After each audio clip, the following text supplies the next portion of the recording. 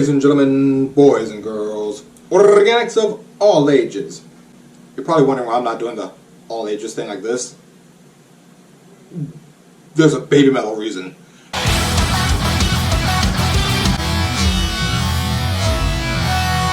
Anyway, I'm Double R, and welcome to today's little video of Status Quo versus Taboo. Now, as you may have noticed, I did put the definition of status quo and taboo up. The reason I bring these up is because the status quo is pretty much your inside group, your friend group, your clique, your crew, while the taboo are your outsiders, people that you don't like. I'm bringing it up this way because to explain the whole thing with anime versus the West, this is the only way I can think of explaining it that makes the most logical sense. Let me explain what I mean by that. When it comes to status quo, whenever a status quo does something bad, you typically defend it, you let it slide. But when a taboo does something, or when an outsider does something, that's a burial offense. It's time for them to die. It's time for them to KYS. The reason being is because they're outsiders. They're doing something that you don't like, and they're outsiders, so yeah, they're fodder. Let me explain this in a simple way. Imagine you with a significant other. I don't care what your sexuality is, I don't give a shit. This is just an example. You are with this significant other, okay? Everything they do, you find it adorable, you love it, it just warms your heart. It tickles your cockles, per se. They laugh a certain way, they move a certain way, they giggle a certain way, they speak a certain way, and all those things you adore. Then, y'all break up. And all those little intricacies that you found so adorable now set you off. You hear them laugh, you have a violent tendency to want to jump over and beat their head in. Metaphorically speaking, of course. You just can't stand anything they're doing. And all those intricacies that you once found adorable and endearing, you now hate with a fiery passion. I'm bringing this up because this is a lot how animation works in the West. Let me clarify. What we focused on in America was special effects, movie magic, movie makeup, that kind of thing. If we wanted to turn a person on screen into a werewolf or a vampire or some sort of monster, we wanted to show the transformation, then we would get prosthetics, we get the movie magic going, we would show it on screen the best we could. In fact, the Christopher Reeve Superman, first one, they had a tagline, "You'll believe a man can fly." Now, at the same time this is going on, in Japan, they went, "We do that shit with animation though, bro." What? So for them, their animation was more cinematic, more for television shows, more set that way. To them, that was their zeitgeist. This is why they have stuff like Studio Ghibli. This is why pink pineapple's a thing. For those of you who know hentai, you know exactly what I'm talking about, shut up. But that's why they cover all these genres. They go from hentai, ecchi, to normal stuff, no problem. Slice of life, combat, dating. They cover everything they can. They have horror, they have thrillers. They have this, they have that. It's all in anime. All in manga. All of it. Boom. Done. But if I say, hey, I'm going home to watch some cartoons, the first thing you think of in America is Bugs Bunny, Mickey Mouse, Daffy Duck, Donald Duck, Merry Melodies, Looney Tunes, Disney. You don't think immediately Futurama, Simpsons, Family Guy, American Dad. Well, some of y'all might think Rick and Morty, and maybe Steven Universe, depending on how... But you get my point. Most of y'all think of the more traditional cartoon. No, not cartoons, but you know damn well what I mean. Point is, in America, cartoons are for kids. That's the general mentality, that's the general zeitgeist, that's the general status quo. Cartoons are kid shit. What are you doing?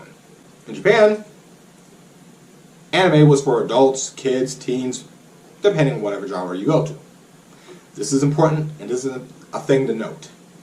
Because anime and manga, when it came over to the West, it was called weeb shit. The closest thing to status quo that we had in terms of anime was Transformers. This is akin to Robotech and Macross and stuff like that. Gundam, Yeah, some of y'all know Gundam because it's a little more popular than Robotech, but you get the idea. The general gist was about the same. But the Transformers are sentient and yada yada.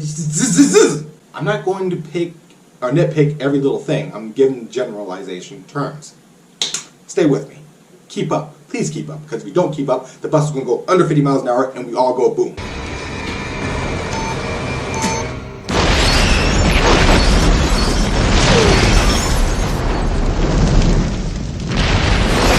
Okay? So keep up.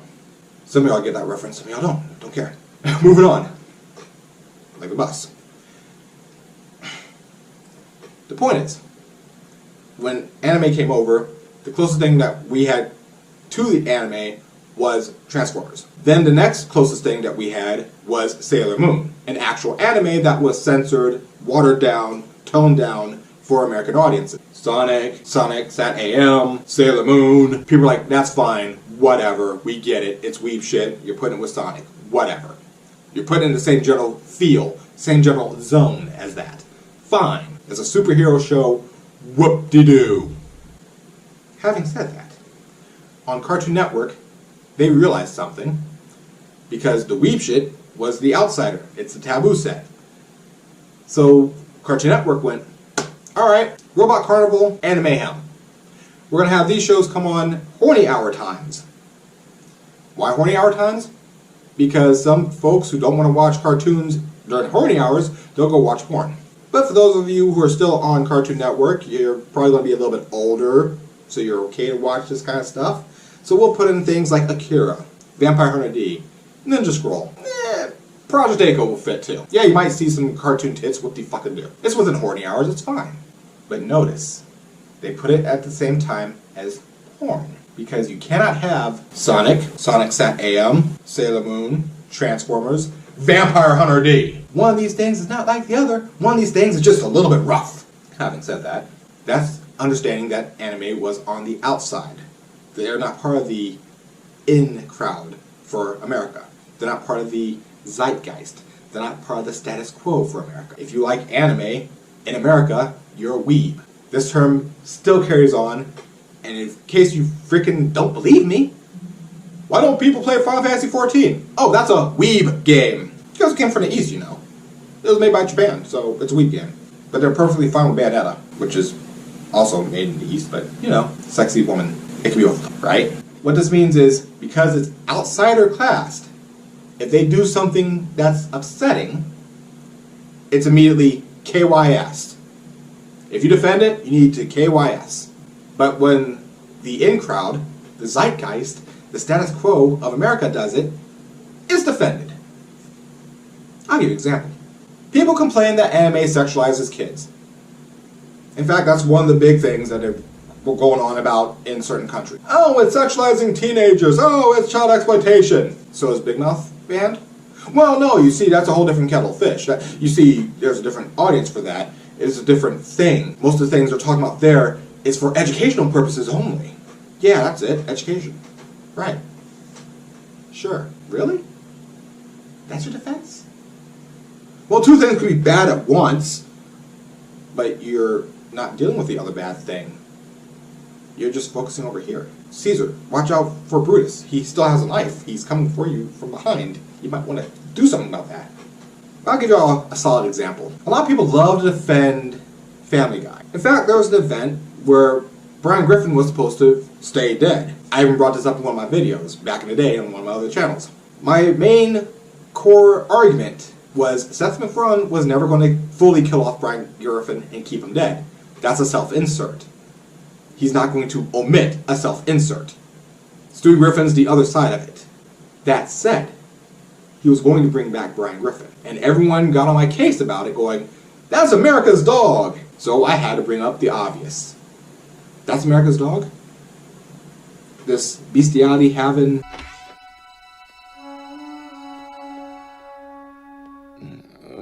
Yes, I'd like to return this printer.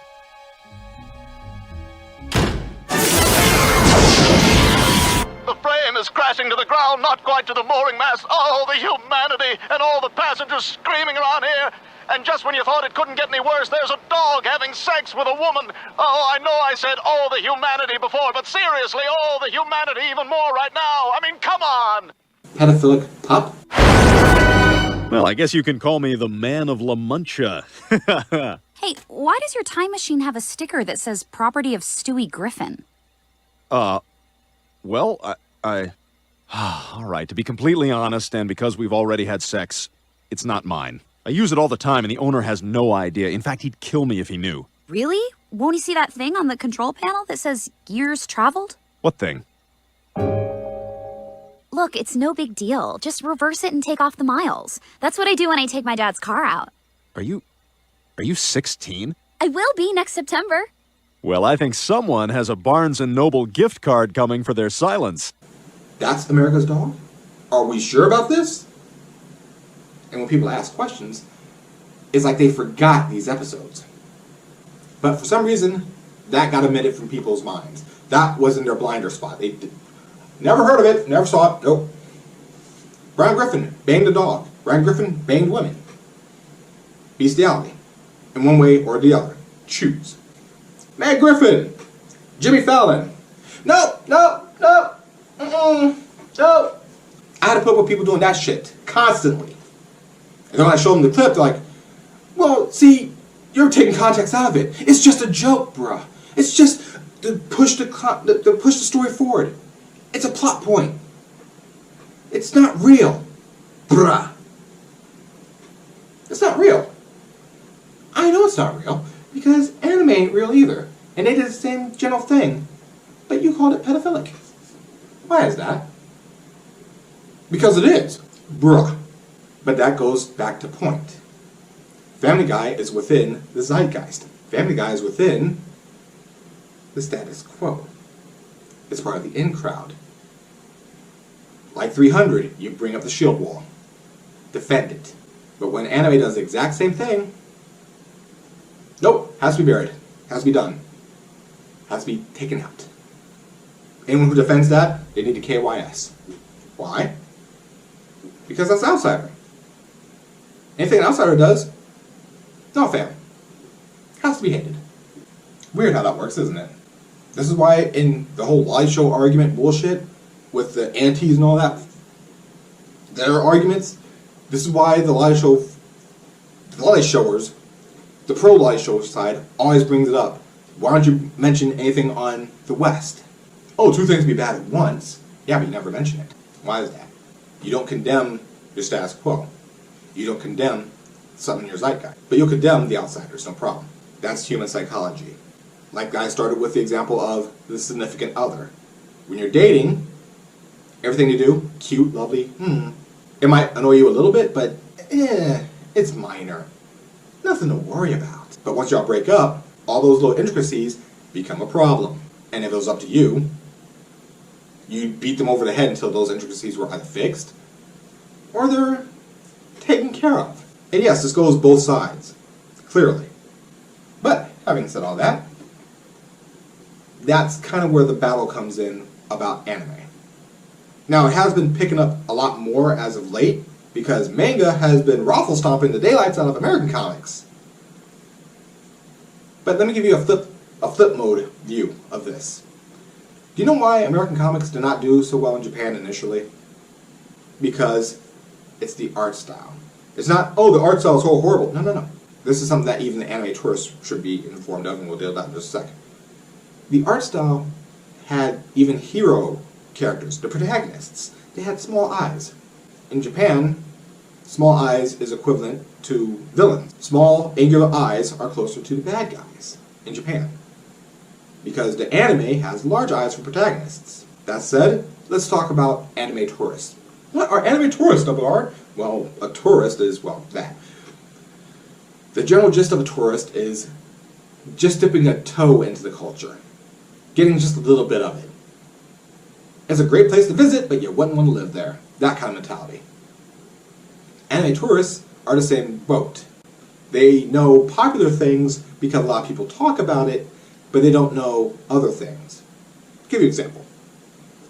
They know Spy Family in general. They know Demon Hunter in general. Now, they don't know Devil Hunter Yoko, but they do know Demon Hunter. They know Sailor Moon. They know most shonen. Dragon Ball Z, Naruto, My Hero Academia, things of that nature. They know these kind of things. They know the very popular things, things that are talked about a lot. They know all that. Now, having said that, the anime tourist is classified as a tourist because they only dipped a toe in. Because again, these things that are popular have a possibility of becoming part of the zeitgeist.